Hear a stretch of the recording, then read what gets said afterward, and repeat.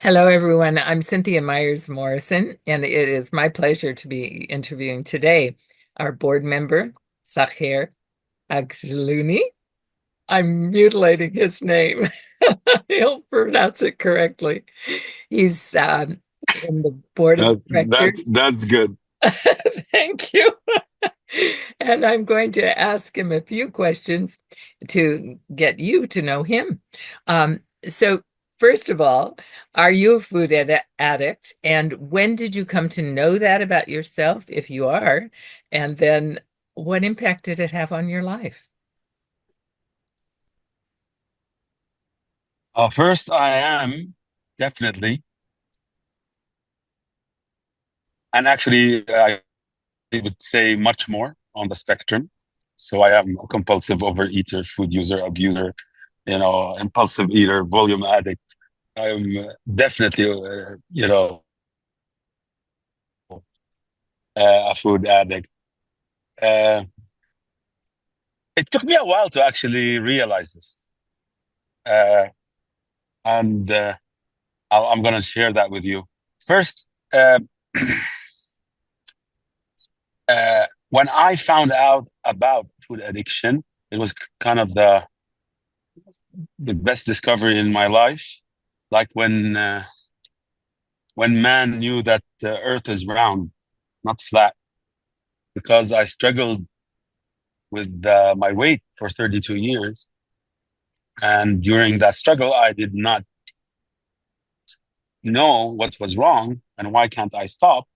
And I literally tried everything known to man to, fight that problem or get rid of the weight. I ended up even doing bariatric surgery 25 years ago, and I did lose 200 pounds just to regain them like every other attempt that I ever did in my life.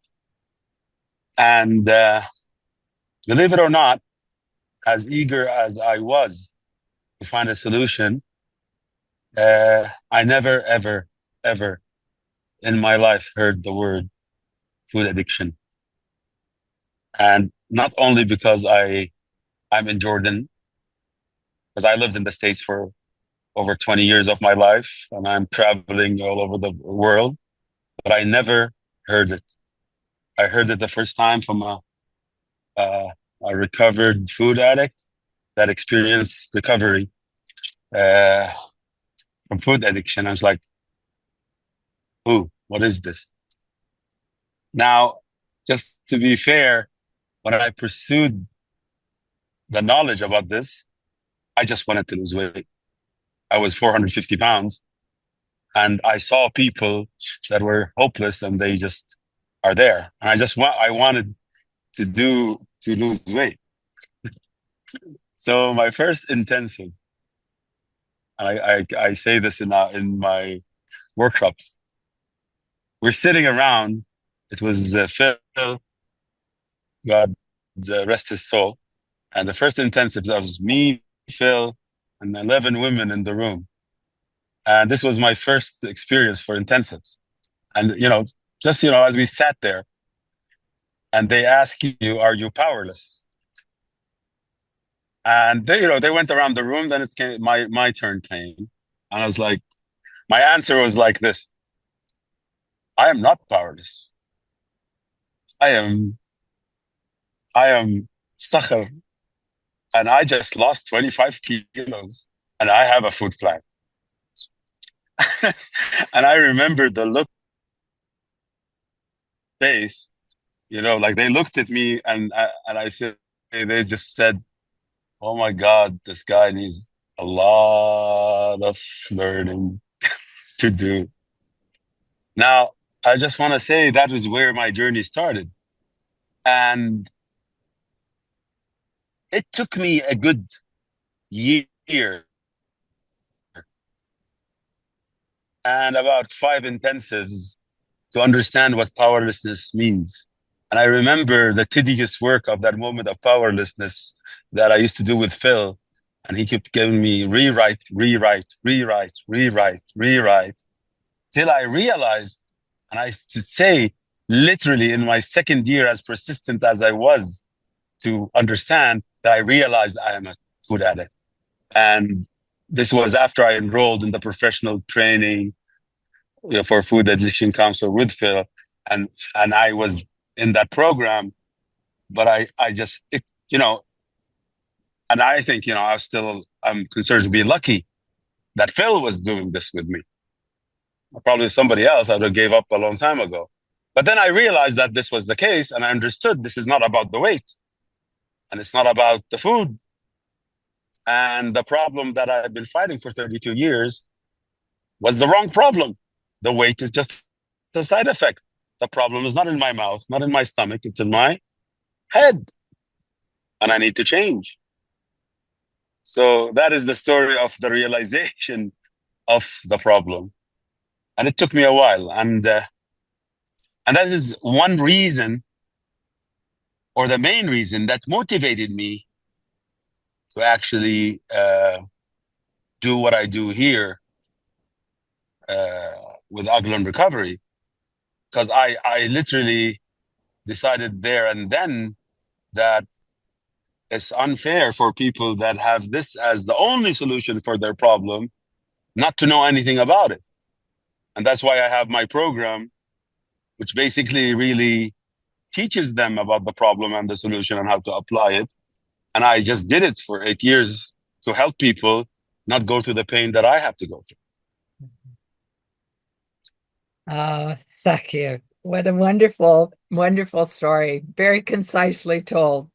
And that's Phil Wardell, who was our founder for Food Addiction Institute, one of our founders. Yes, yes. Rest his soul. Rest So is soul. I too, I was not a food addict until I met Phil Wardell. I was abstinent, but I wasn't a food addict. So that's another story. But the how did you get involved with Food Addiction Institute then? Well, again, I just hung out with Phil since the beginning, and I think that was the best thing that ever happened in my life. And I enrolled in that professional training. It's a 3-year program, and I just kept coming. Or actually, I never left. So I was there, and I knew, uh, that this was Phil's dream. This was Phil's calling. This was Phil's passion. And when he just asked me join, I said sure, and that's how it started.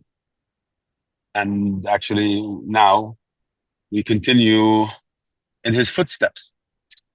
And just to tell you that, during that time, and I believed in Phil, uh, because actually 90% of what I know is from him. And I think the work that he's done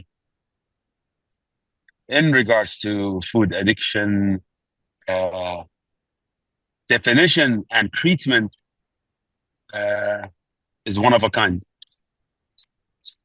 honestly. So that's how I got on board, and a reason that I stay on board, And because so there's a lot to do. there is a lot to do. So what have you already done with Food Addiction Institute? When you were talking about Phil, it was with Acorn and that program that he had established previously. But with Food Addiction Institute, what have you done and what are you currently doing? Well, I now I came to the Food Addiction Institute at a stage, I want to say that an establishment stage, or I don't know, let's say the foundation, to say. Uh, I still think we're still in that stage. I did serve as a board member for a while. I was vice chair for a while, and then treasury. Uh, my role here, other than supporting all the other causes that's happening with every committee and member of the board, was to actually create the uh, corporate foundation for FAI. So we worked on that. And we worked on the sustainability of the organization, the transparency of the organization, and most of all, spreading the word of the organization about food addiction. And specifically in a part of the world that the words food addiction, could you talk a little bit about those two words in your part of the world? Well, the food addiction as a word is a taboo. So you lose people. The minute you use it in anything, they run. You know, this is another challenge actually. So I actually my my recovery program works around that by using, different methodologies, different wording, but at the end it's the same. So actually here, what we do, and this is one of my most interesting, I would say, debates. It took about a couple of months to get over with it as I was developing the program with Phil. So I was, developing my program as, and him being my mentor, I'm updating him. So I told him, listen, man, I cannot tell them you're an addict. They're not gonna want to be affiliated with me. So I said, listen, I have this idea. And I think this comes from my engineering background. I said, rather than, telling them you're an addict, I have this methodology where I explain the progression of the problem. So let's agree that they will tell me they are just not a normal eater, and we don't care what they are. So if I could convince them that they're not a normal eater, okay, then I guess we could start there. So that's really what we've been doing, and it's worked. And he really approved it. He said, well, yeah, that makes sense. It doesn't really matter as long as they get into recovery.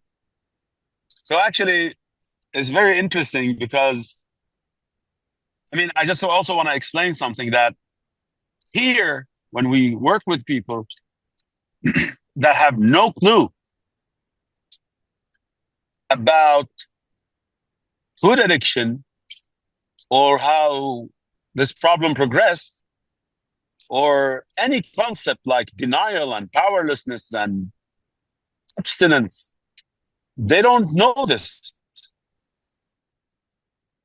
Had to create the knowledge.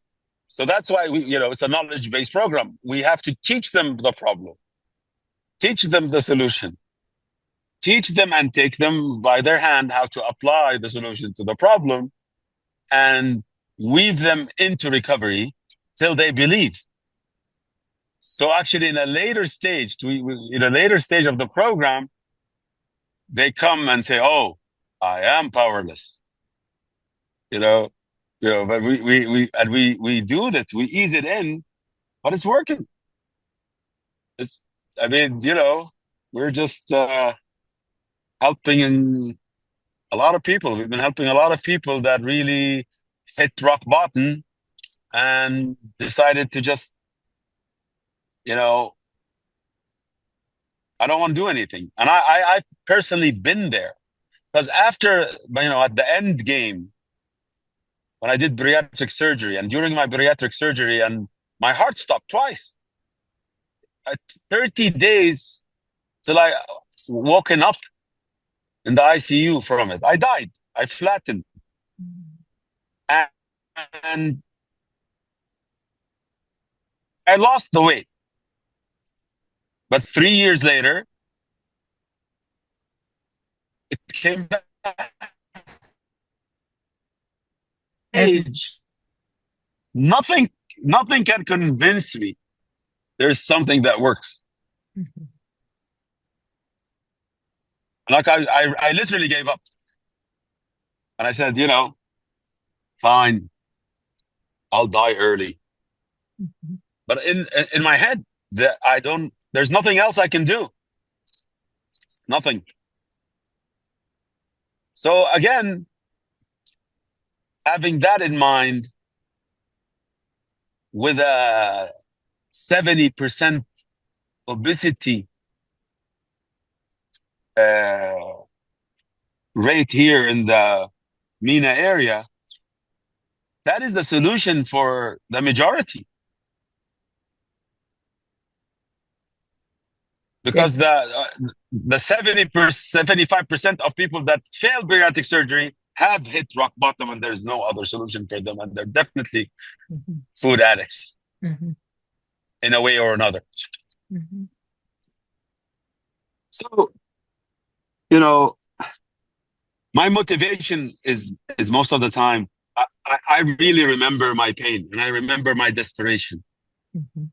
and I want people to avoid it, especially the younger people, because I really believe that, the problem progresses, so you catch it early, it's easier to solve. But it's the same solution. Yeah, Well, what is your thought about the world and food addiction in the world, and where do we as an organization and with food addiction go forward?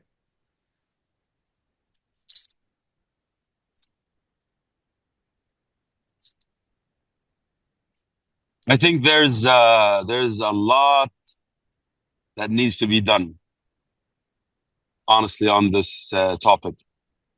Uh, I think there's a lot of collaboration that needs to happen between, I would say, that the people that are looking in the same direction, just speaking a different language, and unify that thought and have a reference to really send a message for those who need help and for those who could avoid the problem if they had the right information. So there's a lot to be done.